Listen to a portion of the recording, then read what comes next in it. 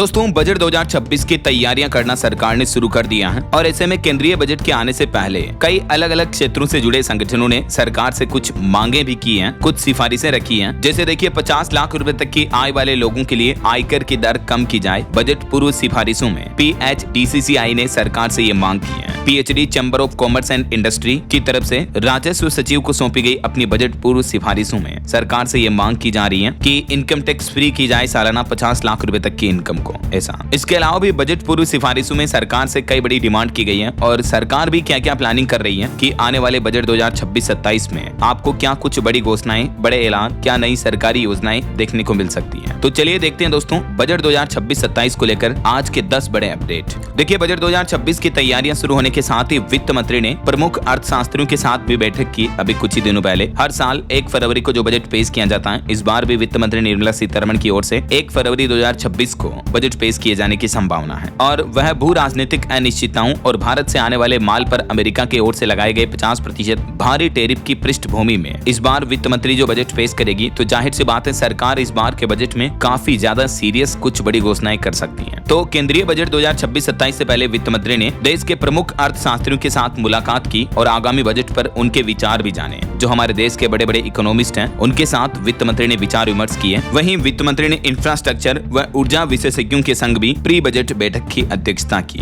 ये 11वीं pre budget बैठक हुई और इसके बाद जो 13वीं प्री बजट बैठक हुई उसमें वित्त मंत्री सीतारमण ने शिक्षा, स्वास्थ्य, महिला सशक्तिकरण के जो सेक्टर के अलग अलग प्रतिनिधि हैं उनके साथ भी चर्चा की। क्योंकि बजट 2026 में हर एक पर्सपेक्टिव से सरकार इस बार के बजट को बहुत ही स्पेशल बनाने का प्लान कर रही है। वित्त मंत्री ने इससे पहले MSME सेक्टर के प्रतिनिधियों के साथ भी मुलाकात की और बजट पूर्व चर्चाओं में देखिए एक तो इनकम टैक्स के नियमों को आसान करने और टैक्स विवादों के तीव्र निपटान करने की भी मांग उठ रही है। बजट चर्चा में विशेषज्ञों ने सरकार से नियमों को सरल बनाने और टैक्स विवादों को तेजी से निपटारा करने पर भी जोर दिया। उनका मानना है कि वर्तमान में टैक्स से जुड़े नियम काफी जटिल हैं, जिससे करदाताओं को परेशानी होती है। ऐसे में विवादों के त्वरित निपटान से निवेश का माहौल सुधरेगा और देश के आर्थिक विकास को बढ़ावा मिलेगा। और वहीं एक सबसे बड़ा सवाल यह है दोस्तों कि क्या नए बजट 2026 से पहले खत्म हो जाएगा ओल्ड टैक्स रिजीम। आखिर इस पर एक्सपर्ट की क्या राय है, क्योंकि यूनियन बजट 2026-27 को पेश होने में बस 2 महीने से भी कम का समय रह गया है और ऐसे में ITR से जुड़े सभी विशेषज्ञों के मन में भी ये बात को लेकर सवाल है कि क्या सरकार पुराने टैक्स सिस्टम को पूरी तरह से बंद करने वाली है। दरअसल अभी हमारे देश में जो 80% टैक्स पेयर्स हैं उन्होंने नई टैक्स रिजीम को अपना लिया है। यही वजह है कि ओल्ड टैक्स रिजीम के बंद होने की चर्चाएं और भी ज्यादा तेज होने लगी हैं। तो क्या 80% टैक्स पेयर्स के नए सिस्टम में पहुंचने से पुराने टैक्स रिजीम को खत्म कर देगी सरकार? लेकिन ऐसा होने की संभावना बहुत कम ही बन रही है। इसके पीछे 5 बड़ी वजह बताई जा रही है दोस्तों, क्योंकि 20% तो ऑलरेडी अभी भी टैक्स पेयर्स जो है वो पुरानी टैक्स प्रणाली में शामिल है। तो क्या उनको सरकार नजरअंदाज कर देगी? नहीं, ऐसा नहीं हो सकता, क्योंकि उनका भी ध्यान रखना पड़ेगा। भले ही 80% टैक्स पेयर्स ने नई टैक्स रिजीम अपना ली हो, लेकिन 20% के लिए भी सरकार उतनी ही रेस्पॉन्सिबल होगी, क्योंकि सभी टैक्स पेयर सरकार के लिए एक समान है, राइट। कुछ और ऐसे ठोस कारण है जिस वजह से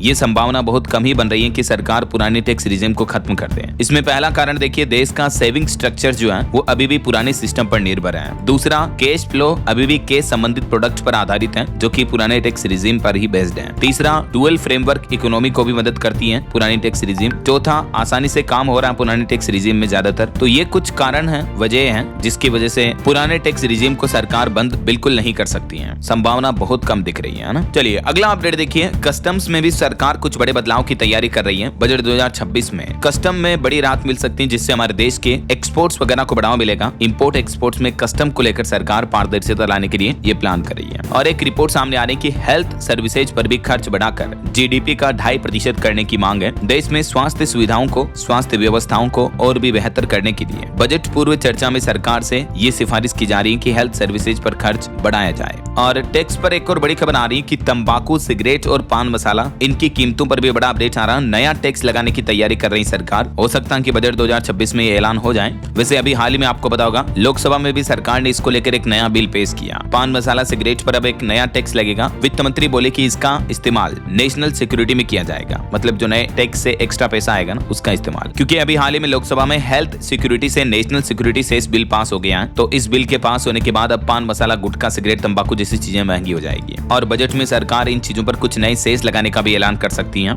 अभी मौजूदा समय में तंबाकू प्रोडक्ट्स पर कुल इनडायरेक्ट टैक्स का भार लगभग 53% है, जबकि पान मसाला पर ये 88% है, जिसमें 28% GST लगता है और बाकी क्षतिपूर्ति सेस की अलग अलग दरें शामिल हैं। तो नए जीएसटी रिफॉर्म के तहत जीएसटी लोन का रीपेमेंट होने के बाद यह 40% तक गिर जाएगा, इसे भी मीडिया रिपोर्ट्स आ रही है ना। और भारतीय स्टेट बैंक एसबीआई की एक रिपोर्ट देखिए दोस्तों, वित्त वर्ष 2026 में जीएसटी राजस्व बजट अनुमान से भी ज्यादा रहेगा। एसबीआई रिसर्च रिपोर्ट में दावा किया जा रहा कि वित्त वर्ष 2026 में जीएसटी राजस्व जो है वो भी बजट अनुमान से ज्यादा रहेगा। और वहीं देखिए बजट 2026 को लेकर सरकार से डिमांड है कि समय पर हो कर विवादों का समाधान, टीडीएस भी युक्ति संगत बने। बजट से पहले सीआईआई ने भी सरकार को ये बात को लेकर सुझाव दिया। और किसान भाई लोगों के लिए भी अच्छी खबर है, सरकार इस बार बजट सत्र में सख्त बीज कानून भी लाएगी। खुद कृषि मंत्री शिवराज सिंह चौहान की तरफ से दावा किया गया है। किसान उत्पादक संगठनों एफपीओ पर एक कार्यक्रम में बोलते हुए कृषि मंत्री ने कहा कि कानून में संशोधन का मकसद है किसानों को गुणवत्तापूर्ण इनपुट सुनिश्चित करना। आए दिन जो नकली बीज, खाद वगैरह की घटनाएं हमें देखने को मिलती हैं, तो उन पर रोक लगाना और कार्रवाई करना, इसलिए सरकार बजट में भी ये प्लान कर रही है किसानों के लिए, है ना। और वहीं इस बार के बजट में दोस्तों एक और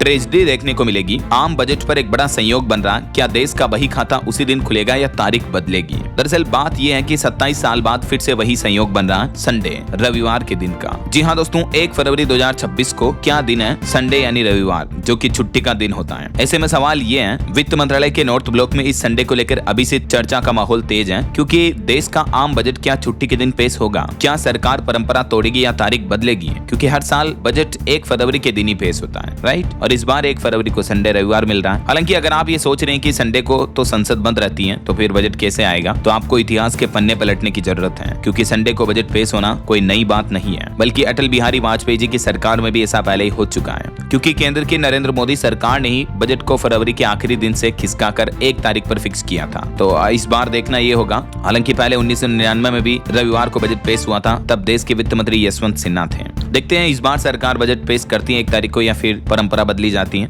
इसके अलावा बजट में किसानों को एक और बड़ी खुशखबरी मिल सकती है दोस्तों, कि 6000 से बढ़ाकर 9000 रुपए तक की जा सकती है पीएम किसान सम्मान निधि योजना की किस्त। जो प्रधानमंत्री किसान सम्मान निधि योजना, जिसके तहत 2-2 हजार रुपए 3 किस्तों में मिलते हैं, तो सरकार प्लान कर रही है कि अब 4000 रुपए 3 किस्तों में दिए जाएंगे। तो 6000 से बढ़कर ये वार्षिक राशि 9000 रुपए तक की जा सकती है ना। इसके अलावा देखिए केंद्रीय बजट 2026-27 में पर्यटन क्षेत्र से जुड़े संगठनों ने भी बोर्ड बनाने की मांग की है, देश के टूरिज्म सेक्टर को ज्यादा ऑर्गेनाइज्ड करने के लिए। तो वित्त मंत्री की अभी कई अलग अलग मार्केट्स के प्रतिनिधियों के साथ ये प्री बजट की बैठकें चल रही हैं। वित्त मंत्री ने कैपिटल मार्केट से भी बजट 2026-27 की पहली इनपुट ली। बीएफएसआई, आईटी और एमएसएमई को लेकर भी चर्चा हुई। कुल मिलाकर दोस्तों, वैश्विक व्यापार, मैन्युफैक्चरिंग और एमएसएमई समेत आगामी बजट को लेकर केंद्र की नरेंद्र मोदी सरकार का क्या क्या प्लान है। तो एक तो आने वाले गणतंत्र दिवस पर भी, यानी 26 जनवरी 2026 को भी आत्मनिर्भर भारत की झांकी दिखेगी आपको। आगामी बजट 2026-27 में मैन्युफैक्चरिंग में भी आत्मनिर्भर भारत पर जोर दिया जाएगा, यानी सरकार उन चीजों का उत्पादन घरेलू स्तर पर करेगी जिनके लिए अभी हमारा देश किसी अन्य देश पर निर्भर है। बजट में नई यूनिट लगाने और पुरानी यूनिट का विस्तार करने के लिए भी प्रोत्साहन दे सकती है सरकार। पीएलआई स्कीम वगैरह में भी हाल ही में बढ़ोतरी की थी, मैंने आपको बताया था। मैन्युफैक्चरिंग बढ़ावा देने पर बल दिया जाएगा और घरेलू अर्थव्यवस्था में खपत बनाए रखने के लिए रोजगार परक को बढ़ाना ही होगा, जिसमें semiconductor, rare earth magnet, quantum computing, electric वाहन जैसे नए जमाने के निर्माण से जुड़े कच्चे माल को तैयार करने पर भी इस बार के बजट में विशेष बल दिया जा सकता है। तो ये तो सरकार की प्लानिंग्स हो गई, ठीक है। और इसके अलावा देखिए देश की राजधानी दिल्ली के बजट पर भी अपडेट आ रहा कि दिल्ली में बनेगी मल्टी लेवल पार्किंग। शिक्षा, स्वास्थ्य पर फोकस रहेगा, मगर सफाई में थोड़ी कटौती की गई है। एमसीडी बजट 2026-27 भी पेश हो चुका है। पिछले वित्त वर्ष में ये बजट 17,000 करोड़ रुपए का था, लेकिन इस बार के वित्त वर्ष में 16,530 करोड़ रुपए का ही प्रस्तावित बजट पेश किया गया, यानी पिछले बार से भी 500 करोड़ और कम रहा। और इस बार दिल्ली के बजट में दिल्ली को स्वच्छ बनाने पर ज्यादा फोकस रखा गया है। मार्च 2026 तक राजधानी में 600 सड़कों का पुनर्निर्माण भी होगा। एमसीडी के बजट में और भी कई बड़े फैसले लिए गए। राजधानी में शिक्षा और स्वास्थ्य के बजट में बढ़ोतरी हुई है। आवारा कुत्तों के लिए 3 स्थानों पर शेल्टर होम बनाए जाएंगे। डीडीए के साथ ड्रोन सर्वे भी किया जा रहा और 4795 करोड़ रुपए का बजटीय प्राविधान भी रखा है, जिससे दिल्ली की सफाई व्यवस्था तो सुधरेगी ही, साथ ही वायु प्रदूषण, जो एयर पोल्यूशन दिल्ली की मुख्य समस्या है, उसको भी कम करने में मदद मिलेगी। ये एडवांस मशीनें, तकनीकें वगैरह अपनाई जाएगी पोल्यूशन को कम करने के लिए, है ना। कुछ और राज्य सरकारों के भी बजट पर प्लान देखिए। छत्तीसगढ़ सरकार ने भी तेज की अपने तीसरे बजट की तैयारी। 24 दिसंबर तक तैयार हो जाएगा बजट। इधर झारखंड सरकार ने भी वित्त वर्ष 2026 के लिए 7,721 करोड़ रुपए का अनुपूरक बजट पेश किया। वहीं